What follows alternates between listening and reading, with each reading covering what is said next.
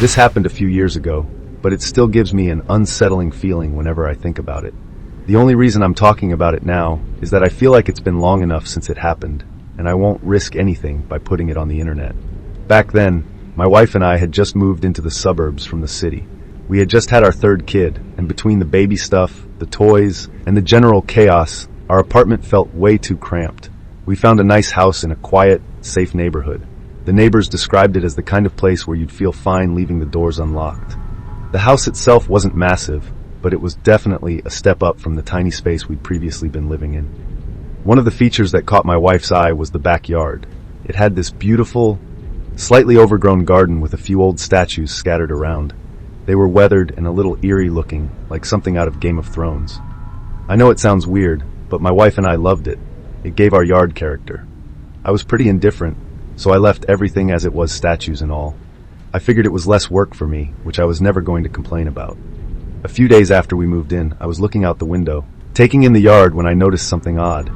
One of the statues, an angel I think, was facing away from the house.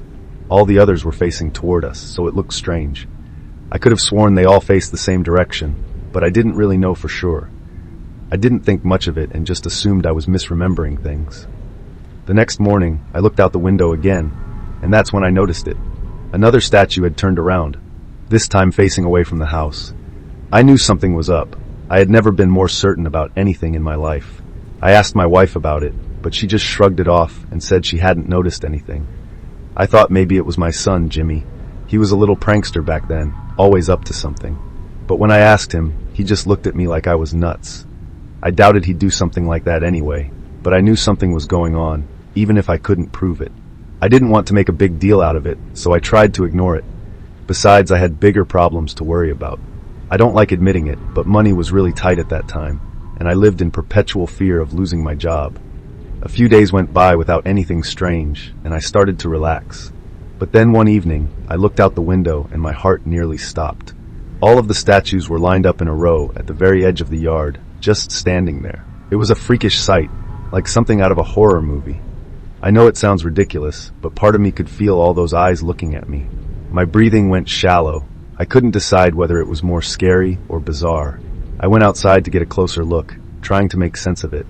Before opening the back door, I took a few nervous glances around the yard to make sure there was no one out there. It was daylight, but I was paranoid.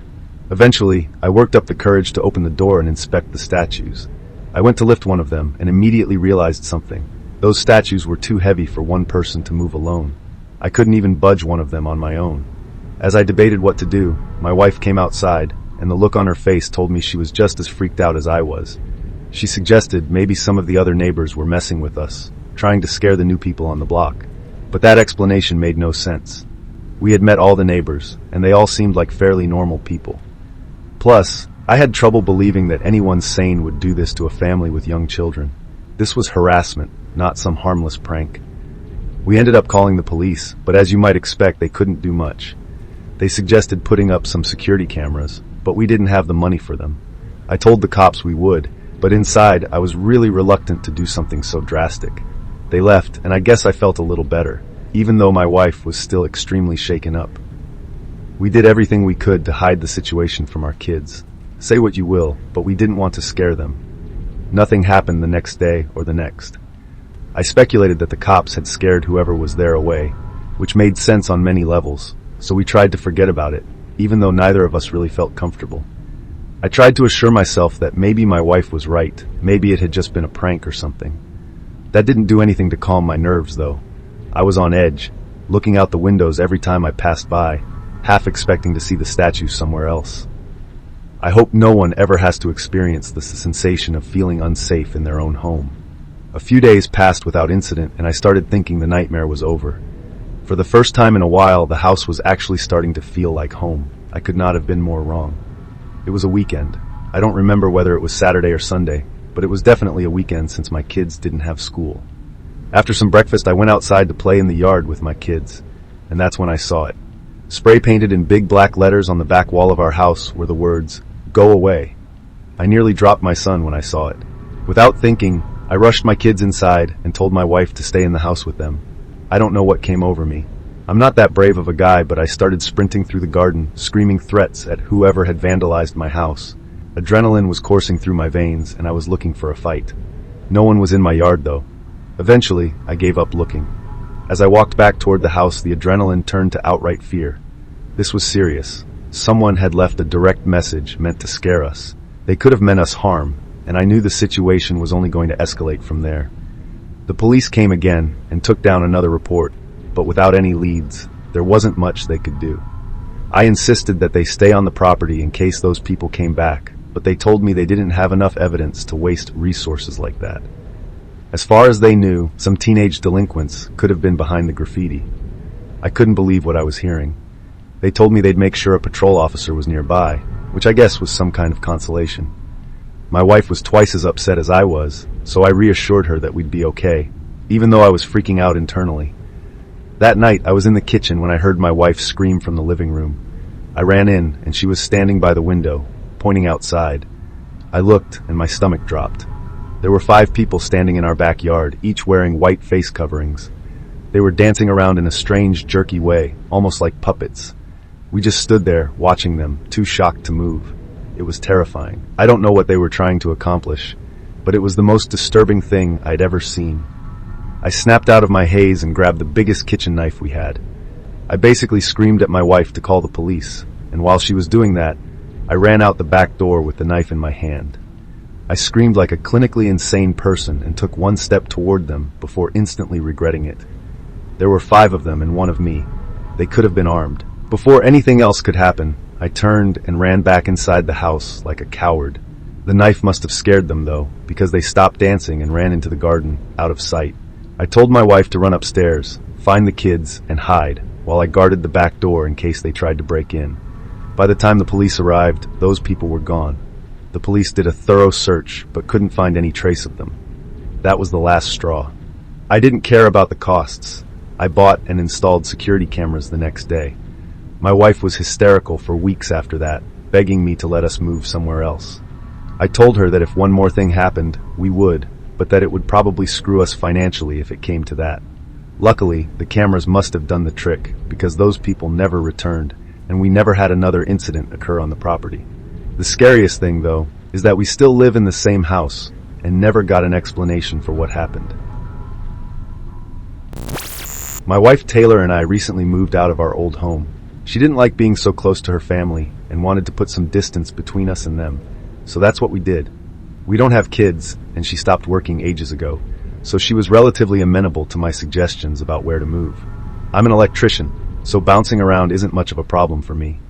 We eventually settled on New Mexico. We've both been rural people all our lives, so it wasn't that drastic of a lifestyle change. That was about 3 months ago, give or take. We found a fantastic deal on a place way out in the country. The house is honestly bigger than we really need, especially since it's just the 2 of us and our black lab Lola. But honestly, we figured we'd make use of the extra space, maybe even host some of the friends we'd make. We'd been settled in for a few months when I started noticing something odd. The upstairs lights keep tripping circuits, but the rest of the house would still have power. After this happened once or twice, I knew exactly what the problem was. Like I said, I'm literally an electrician, so this kind of stuff is my bread and butter. I figured it would be an easy fix, just a matter of rearranging some of the load on the breaker, which in all likelihood was downstairs. Times like those make me happy that I'm the type of guy who knows how to fix things. To be honest, I hadn't spent that much time in the basement since we moved in. I didn't really have a reason to. We looked it over briefly when the realtor showed us the place, but I didn't pay much attention. Come to think of it, I don't think I'd been down there one time since then. Anyway, I walked down the stairs and started looking around for the main breaker. The basement was pretty cluttered and definitely not the type of space that could be easily used. It looked more like a storage room than a basement. Eventually, I figured out where the main was and started fussing around. After about 10 minutes, I realized where the load imbalance was and told myself I'd rewire it when I had more time. At that point, I was about to go upstairs when curiosity got the better of me. I figured since I was down in the basement already, it probably wouldn't be a bad idea to have a look around. After all, this is my house, and it was honestly a little strange that I didn't know every square inch of it. Like I said, most of it was filled with old furniture and a bunch of junk. There wasn't anything particularly interesting down there, and I eventually concluded that trying to transform it into a usable space would be way too much of a hassle. That's when I noticed something odd in the far corner of the basement, behind a stack of old wooden chairs, a large metal door. It was strange because this wasn't just any door. It looked industrial grade. It was also a lot taller than most normal doors would be, and seemed pretty thick too. I walked over to it, and my suspicions were confirmed. It looked like the type of door you'd see securing a walk-in safe or some kind of panic room. My first thought was maybe it was a tornado shelter or storm room or something, but that would be a weird surprise. You'd think the realtor would have mentioned a feature like that. I tried to open it, but the handle wouldn't budge. It was locked. I immediately went upstairs and started rummaging through the drawer of keys the previous owner had left behind in case we locked ourselves out or something, but none of them worked on the door. I must have tried like 15 keys or something, but no luck. I eventually told Taylor about it, and she was just as curious about it as I was. I'm still not sure how, but she worked her magic, and we were able to get in contact with the previous owners. It was that exact phone call that took me from curious about the situation to downright concerned. They were a little odd on the phone and would pause every so often, like they were thinking carefully about what they were saying or trying not to say too much. Part of me wishes I had recorded the conversation, but hindsight is 20/20. When I asked about the door, they got quiet. Eventually, the wife said it was just a safe room in case of a tornado. I told her that was great, but we were unable to use it since it was locked. After another pause, she claimed they'd lost the key and told us to just ignore it. I thought that was extremely unlikely, since they had literally left us keys to random doors that we'd probably never need to lock. The way she said it gave me a really bad feeling in my gut too, but there was nothing I could do. We ended up hanging up almost immediately after that, as they were definitely not trying to make small talk. Taylor tried to laugh it off, telling me I was overthinking it, but I couldn't let it go. Over the next few weeks, I occasionally wandered down the stairs to stare at that door, wondering what could be inside. I tried everything I could think of to open it, even some tricks I picked up from work, but it was no use. The lock was solid. I eventually gave up for about a week, but curiosity ultimately got the better of me. Fast forward to 2 days ago when things took a wild turn. After my wife's urging, I decided to hire a locksmith. He came over, and I let him do his thing down there. After about 30 minutes, I went downstairs to check on him. He told me that the lock was unusually complex for a simple panic room. Those were his exact words. I was worried he wouldn't be able to get it open, but to my surprise, he actually managed to crack it after another half hour. I wish he hadn't. Inside, the room was set up like some kind of shrine. There were old black and white photographs on the walls, all covered in strange symbols that I didn't recognize. In the center was a chair facing the wall, looking like someone had spent a lot of time just staring at nothing. In one corner, there was a cot with crumpled blankets, and it smelled stale and kind of gross. Then I noticed the trash, empty chip bags, and crumpled water bottles. The realization hit me hard. Someone had actually been staying down there, and not that long ago. I was dumbfounded. I didn't think the situation could get much worse, but of course it did. As I tried to take it all in, I noticed a second door on the far right side of the room. It was small and half hidden by the minimal light, but it was there. I opened it and realized it led to a set of stairs that connected to the cellar door outside the house. I felt like such an idiot. I hadn't even thought to check the cellar door when we moved in, assuming it led to the basement. In all the time we'd lived here, I had never even opened it. My bewilderment soon turned to terror. Someone had literally been living in my house for who knows how long. Things started clicking in my brain. Since moving in, my wife and I had noticed a few strange occurrences that we couldn't explain. Most of the time, it was just things going missing. Until that point, I had assumed my wife had misplaced them, which she did have a tendency to do. This discovery changed everything. Someone had been living in our house, and I had to repeat that thought a dozen times in my head before I could fully grasp what was going on. I didn't know who had been in there or why, but I knew I didn't want them coming back. I tried calling the previous owners, demanding an explanation, and even threatening legal action, but they wouldn't pick up. Either they disconnected their number or just didn't want to deal with it. Taylor was freaked out, and I was too. That night, I took some heavy furniture and barricaded the cellar door from the inside. I found a heavy-duty chain and padlocked it shut for good measure. I didn't care what it took. There was no way I was letting someone sneak back in through that door. The police came and took a full report before leaving, telling us they would do their best to contact the previous owners. We even called our realtor, who was horrified and said she'd assist the police in any way she could. That night, as we were getting ready for bed, we heard it, a loud bang on the front door. Lola shot up, barking like crazy, and we both froze, just staring at each other and listening. After a few minutes, the banging stopped, but then we heard small rocks tapping against our bedroom window. Taylor held on to Lola, and I went to look out the window. She begged me not to, but I was furious. At that point, I was preparing to confront whoever was out there. I grabbed the baseball bat from under the bed and yanked the curtains away from the window, but I couldn't see a thing. We thought it was over. Taylor wanted me to call the police, but there was a part of me that wanted to handle this myself. I knew the police would scare them away, but I wanted to make sure whoever was out there got caught.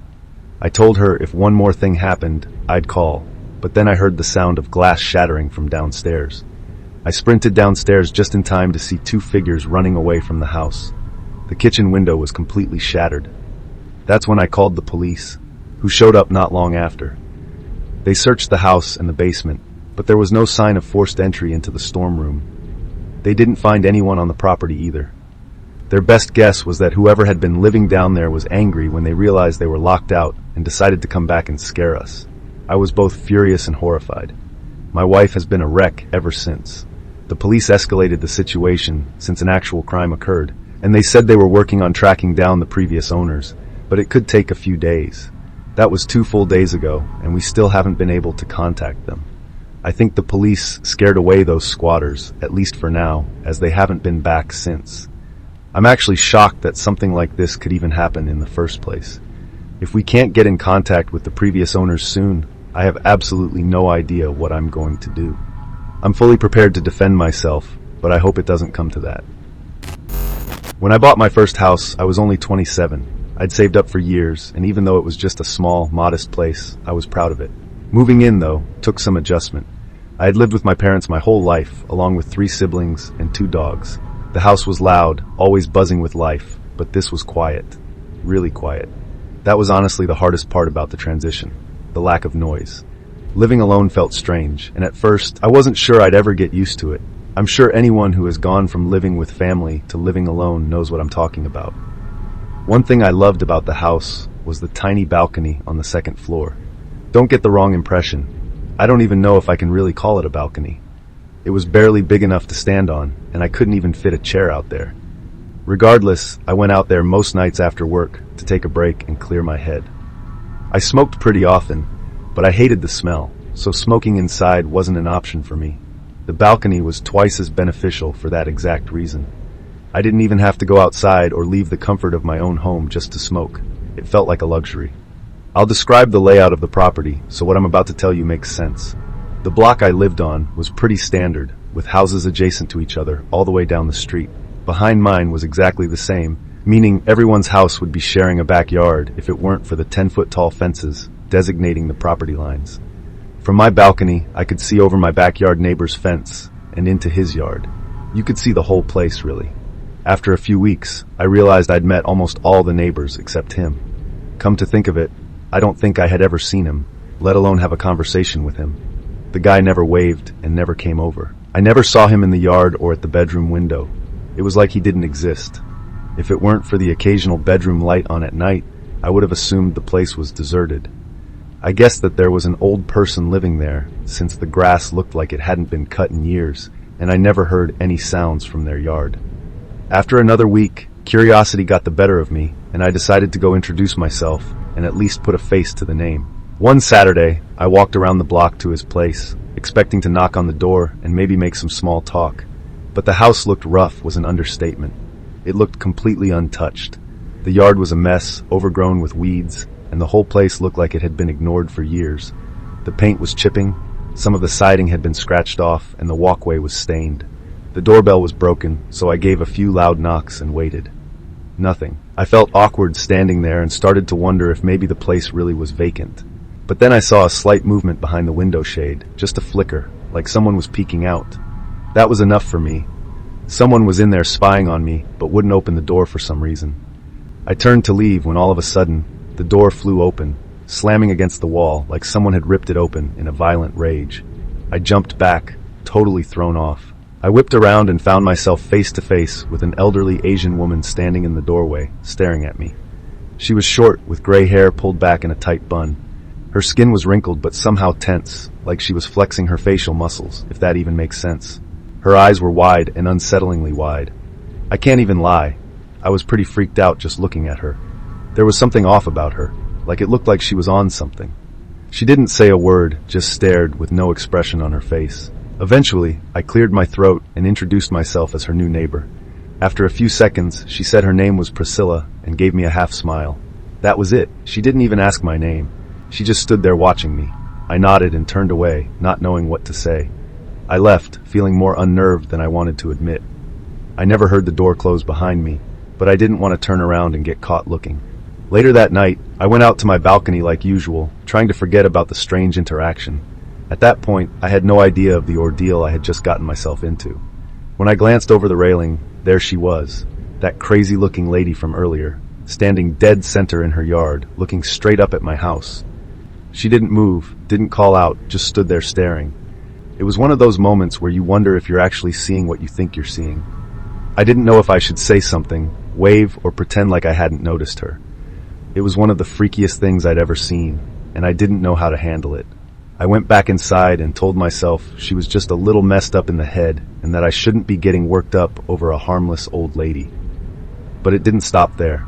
The following night, I saw her again, but this time she was moving from one window to another inside her house, watching me from each one. Although I pretended not to notice her, part of me felt like she knew that I knew she was watching.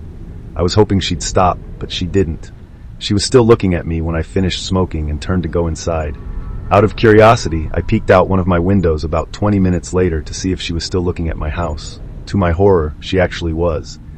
I called my dad, and he told me that she probably had dementia or something, and that she was most likely just lonely or confused. He told me that I should actually feel bad for her. It was kind of hard to feel bad for someone who was borderline stalking me, but my dad calmed my nerves and assured me that she was harmless. A few nights passed without anything weird happening. I didn't see her in her yard or at any of her windows. I thought maybe my dad had been right and was starting to feel glad that I hadn't done something drastic. That is, until one morning when I found a woman's sock on my side of the fence, just sitting in my yard. I stared at it, feeling a chill run through me. This wasn't just her strange behavior anymore. She'd been on my property. I didn't know what to do. I didn't want to confront her, but I was starting to feel like I couldn't ignore it either. I should have called the police right there, but I didn't because I didn't want to create issues with a neighbor. That night, as I was lying in bed, the doorbell started ringing not once, not twice, but at least a dozen times, one right after the other. I didn't even need to look. I knew it was her. In my tired haze, I wasn't thinking clearly. I was more annoyed than scared. I got up, threw on a shirt, and went to the door, telling myself I would just ask her to leave me alone. I told myself that I had been putting this off for long enough and that it was about time I dealt with it. I have no idea why I wasn't scared at that moment.